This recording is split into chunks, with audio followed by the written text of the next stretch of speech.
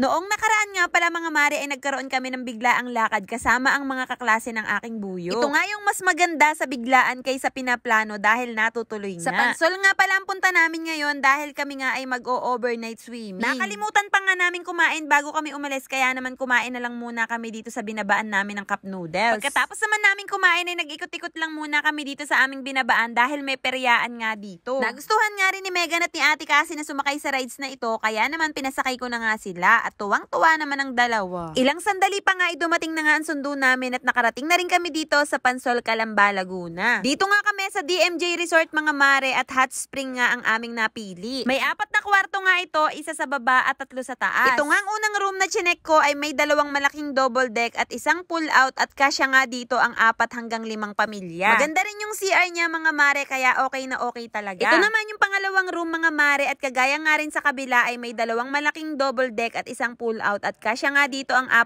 hanggang 5 pamilya. Ito naman yung pang third room sa second floor at may 3 malalaking bed siya at may balcony na rin siya sa labas at nakita pa nga ang aming kumot na nabasa. Mula nga dito sa balcony ay makikita mo ang mga nagsuswimming sa pool. May living area din nga pala sila dito sa second floor, may isang TV at isang electric fan. Fully air condition na nga rin pala lahat ng kwarto nila kaya napakasarap matulog. Naghanda na nga rin pala kami para sa aming hapunan dahil Tom Goods na nga ang lahat. Naku mga mare, pagkapasok pa nga lang namin dito ay nagpapaliguan na agad ang mga bata. Kaya nga rin pala kami nag-overnight swimming mga mare ay birthday din ng aming kumare kaya naman napakasaya talaga. May nakahanda nga ditong ginataang kohol na napakasarap, adobo, minudo at marami pang ang iba. Bakit kaya kapag bigla ang plano ay yun talaga ang mas natutuloyan eh? Wala nang ang plano-plano basta gora na agad, ganun.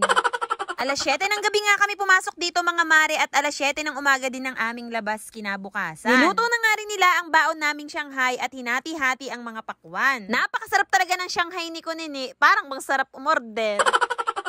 Happy birthday to you. Happy birthday to you.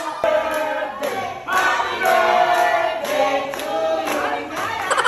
Itong si Megan at si Ate Cassie nga mga mare ay dali-dali na ngang nagsikain para makapag-swimming na nga. Napaka-social nga namin for today's video mga mare dahil naka-resort nga kami ngayon at ang akala nga namin ay sa pulo lamang kami matutuloy.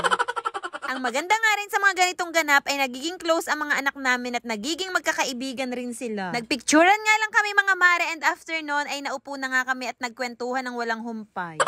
Napakasaya nga ng mga boys at hindi halatang enjoy na enjoy nila ang gabing ito. Sabi nga ng aking buyo kay hindi daw matatawaran ng mga ganitong ganap dahil minsan nga lang sila magkasama-sama. Nagsayaw pa nga 3 malalaking katawan na ito at nagpapatalbugan sa kanilang mga abs at parang ilang buwan na lamang ay lalabas na.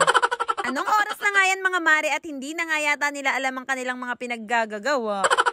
Dahil nga sa mga ganitong ganap ng aming mga buyok ay pati nga kami mga babae naging close na nga rin. Alas 2 na ngayon ng madaling araw mga mare at nagpapaliguan pa nga rin kami at napakasarap talagang maligo dahil mainit-init ang tubig. Alas 3 na siguro ng madaling araw nang kami ay magsitulog kaya naman talagang puyat na puyat kami. Nag-extend pa nga sila hanggang alas 12 ng tanghali kaya naman nakapaligo na naman ang mga bata kinabukasan. Hindi rin daw kasi makakapag-drive pa uwi ang iba pa naming kasamahan at wala nga silang katulog-tulog pa. Shoutout nga pala kay paring Jano na napakabait at hinatid pa kami sa playa. Buti na lang talaga at holiday nga ngayon at nag-enjoy talaga ang mga bata. Una nga muna naming inihatid ang mga kasamahan naming mga taga-barangay Tabon dahil marami nga sila at marami nga silang bitbit. Sunod naman ay kami namang mga taga-Sitio Banaba dahil sa kasamahan nga namin itong bangka. At kung nakarating nga kayo hanggang dito sa dulo at kung nagustuhan nyo nga ang video na to ay baka naman pa-heart at pa-share. Yun lang mga mare, maraming salamat sa panonood ani.